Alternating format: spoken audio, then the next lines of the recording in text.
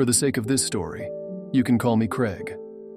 Obviously, that's not my real name, nor will I be using any real names for anyone else.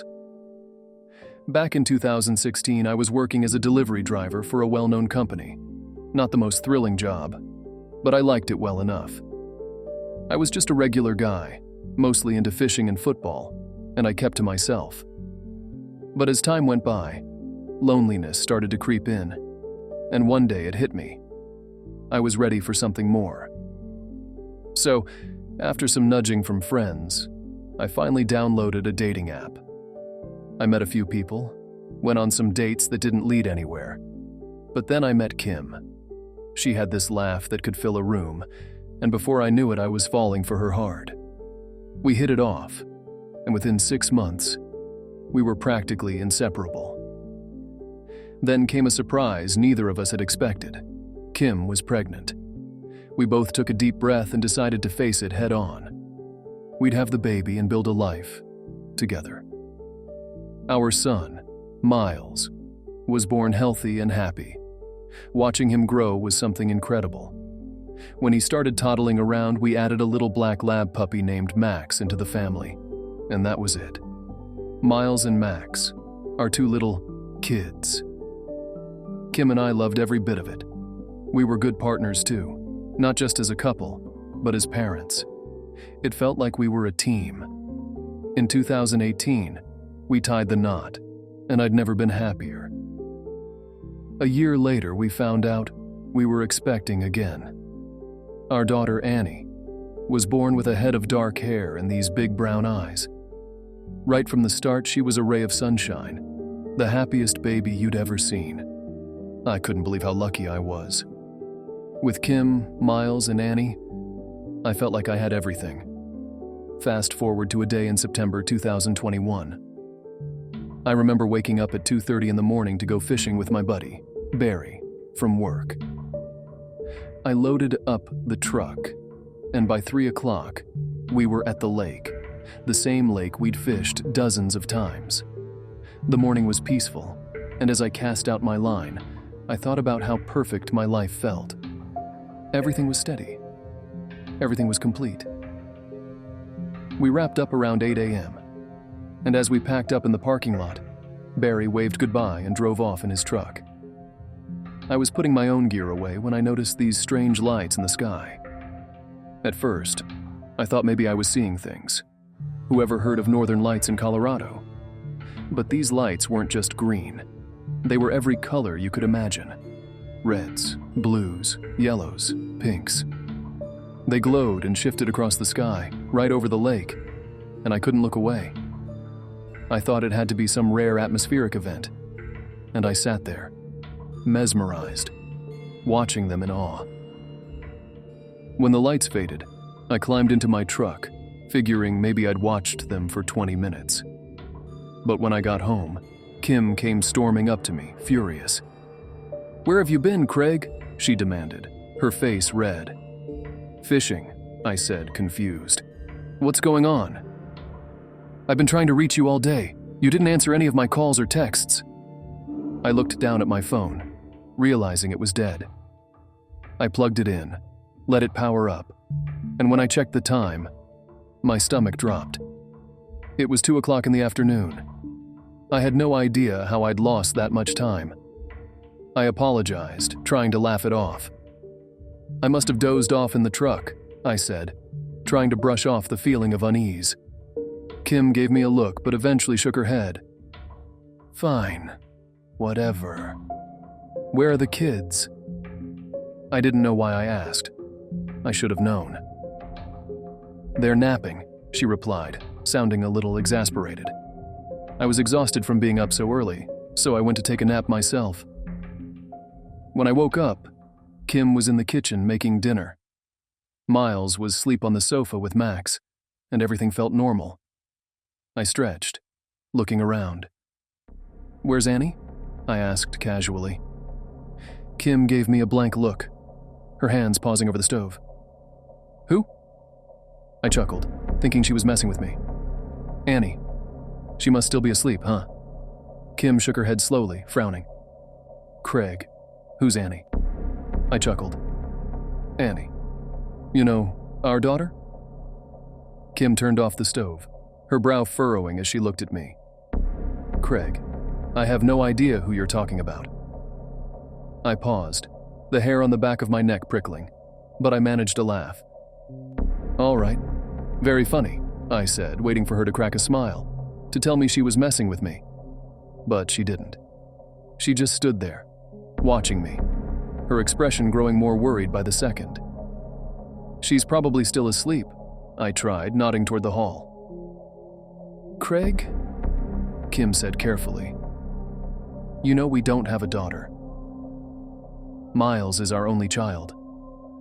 I stared at her, feeling a strange chill spread through me.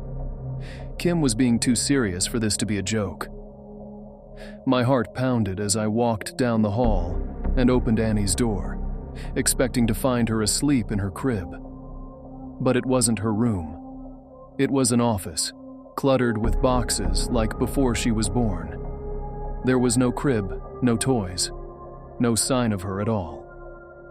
I stumbled back into the kitchen trying to explain, but the words barely came out. Kim was watching me, her face a mix of confusion and concern. Craig, she said slowly, are you okay? I felt like I couldn't breathe. I knew Annie had existed. I remembered everything about her. Her big brown eyes, her first steps, the family trip to Utah. I pulled out my phone and scrolled through the photos, searching for anything that would prove I wasn't crazy. But every photo was wrong. Every memory with Annie was gone, replaced with images of Miles and Kim alone. Kim, this doesn't make sense, I said, my voice cracking. I remember her birth, her baby shower, everything. The more I tried to explain, the more Kim's expression turned from concern to something darker, like she was starting to worry about my sanity. I realized how I must have sounded, talking about a daughter she'd never had. I knew for the sake of our little family I had to play this off as a joke. Which I did. Which felt completely wrong, like a betrayal to Annie. Kim told me never to joke like that again and seemingly moved past it. But I knew deep down that I hadn't made her up. I remembered her too vividly, too clearly. And yet, a small, terrifying doubt crept in as I looked around, realizing that every trace of her was gone. What if she really had never been here at all? Months went by, and life settled back into routine. But every so often, I'd catch myself glancing toward where Annie's room should have been or scrolling through photos, half expecting to see her there. No matter how I tried to shake it, the memory of her lingered, as clear and real as everything around me. I went back to the lake eventually, hoping for some hint of what had happened. But there was nothing unusual, just the same stretch of water, the same quiet hills, and no sign of the strange lights. It was as if that morning had never happened. Back home, I found myself moving forward, but sometimes, late at night, I'd get that odd feeling, like a memory trying to surface. A different life, maybe, or something just out of reach. But the more I tried to grab hold of it, the further it slipped away, leaving me wondering if any of it was real at all. But I know, deep down in the depths of my soul, it was.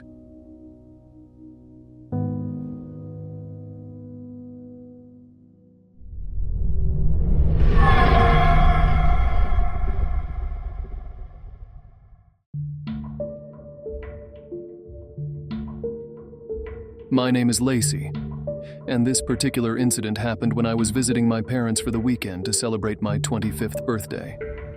Sitting by the crackling campfire that night, I felt comforted by its warmth against the stillness of the Appalachian darkness.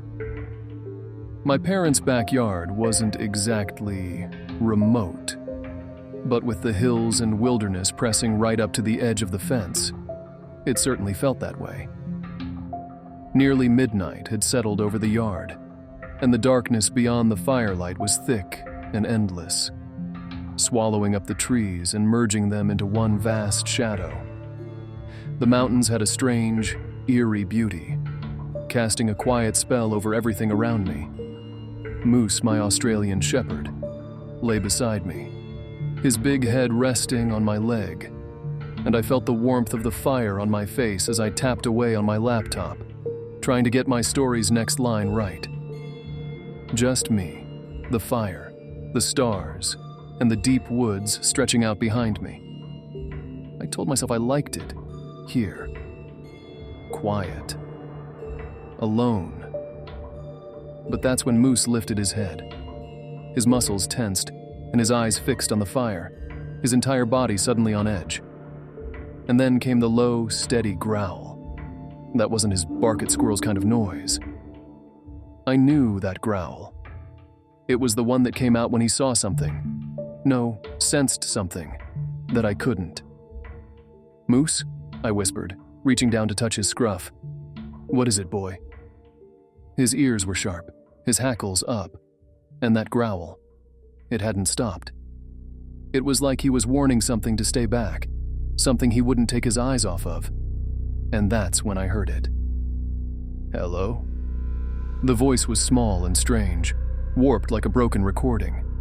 It sounded like a little girl, but there was something mechanical to it, something almost off, like it was coming through an old toy. I blinked, frozen, eyes scanning the edge of the yard. But there was nothing there, just shadows stretching from the fence to the trees beyond. "Hello?" I called, though I immediately regretted it. What if someone answered? Silence. But then I heard it again. "Hello!" My pulse was racing. No footsteps, no rustling, no sign of anyone. Just the voice, closer this time, though I'd heard nothing move. Moose's growl deepened, and I could feel the vibration of it against my leg. The voice kept moving, floating around the edge of the fence line like it was circling me, but I couldn't see anything. The childlike voice rang out again. "Hi!" The tone was the same, unsettlingly cheerful, drawn out in a way that made my skin prickle. "Hello?" I tried to keep my voice steady, but my throat was dry. The words barely came out. I strained my eyes against the shadows, willing myself to see something, anything, that could explain the voice. My chest was tight, and I could barely breathe. This can't be real, but I couldn't look away either. The voice continued, circling around the yard with no sound, no movement, just that voice floating, unhinged, echoing off the hills. "Hi!" And then, just like that, Moose stopped growling. He laid his head down, completely calm, like whatever had been there was gone. For a second, I let out a shaky laugh, feeling the tension slip just a little.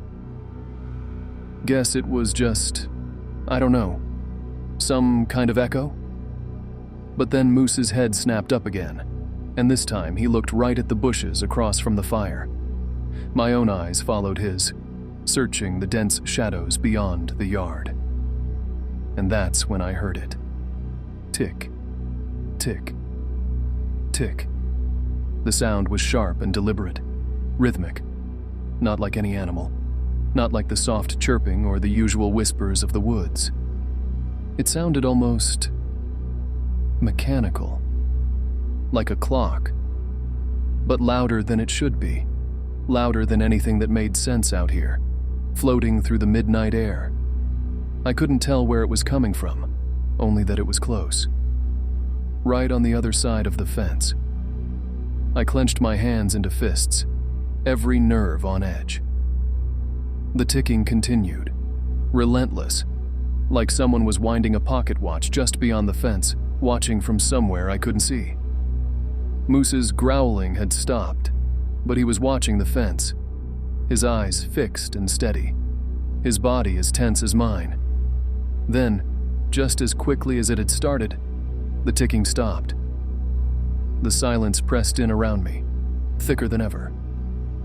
I didn't move, afraid that if I so much as blinked, that sound would come back. or that the voice would echo out from the shadows once more. The fire crackled, breaking the quiet. But it was different now. Darker, somehow. As if something else was there, lingering just beyond my sight. I shivered, reaching down to pull Moose close. But he was already back to sleep. Like nothing had happened at all. Like I'd imagined it. But I knew what I'd heard. That voice. That horrible mechanical sound. And the ticking that had echoed out of nowhere, filling the quiet. Somewhere out in the woods, I swore I could still hear it, faint and distant. Just a whisper. "Hi!" I froze, every hair on my body standing up, my heart racing as I stared into the dark line of trees. My breath came in shallow gulps, my hands clenching into fists. Moose seemed calm again, as if whatever had passed was gone. But that didn't calm me. That voice, that sickly, childlike greeting, echoed in my head, lingering like a chill that wouldn't leave. Slowly, I pulled myself to my feet, every movement deliberate, keeping my eyes fixed on the fence and the silent trees beyond. Nothing moved, no shadows shifted. But I couldn't shake the feeling that something was watching, waiting, hidden just out of sight. Something beyond the firelight. I called softly to Moose, and he followed as I gathered my laptop and eased us both toward the back door. I was too afraid to douse the fire to put it out, so I left it to burn out on its own. Unwise, I know. I was hoping the remaining flickers of the firelight would protect me until I was safe inside. My hands were shaking, and I fumbled with the latch, every sense alert, feeling like eyes were watching from every shadow. When I finally got inside, I closed the door firmly, locking it and drawing the curtains over the glass. I leaned against the wall, catching my breath, my pulse still thudding in my ears. I tried to shake it off, telling myself it was all just a trick of the night, a prank, maybe, or a weird echo off the hills. But even as I climbed the stairs, leaving the night behind, I couldn't shake the feeling that something had crossed over that evening. That somehow, I'd been seen, maybe even marked, by something ancient and patient, something still lingering in the Appalachian dark. And as I lay in bed that night, listening to the quiet house settle, I swore I could feel it out there, just beyond the fence.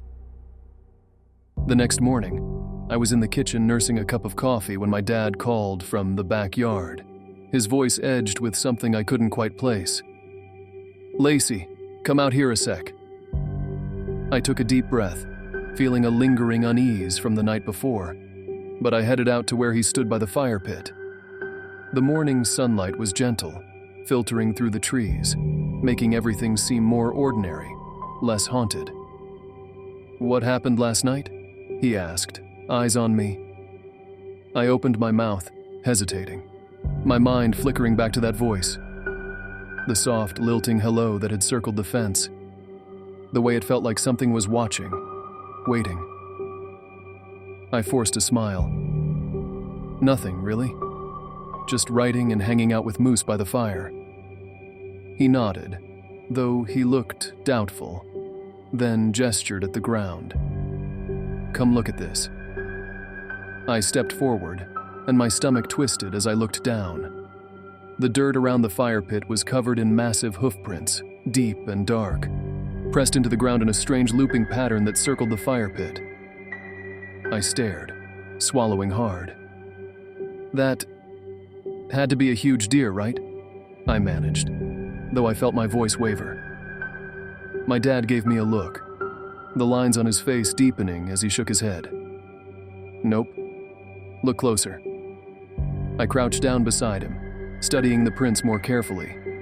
They weren't like any deer tracks I'd seen before. What do you mean?" "See how they're round at the front? Deer prints are pointed. This looks more like goat prints. But that doesn't make sense either." His voice was low, almost as if he didn't want to say it out loud. I swallowed. Why?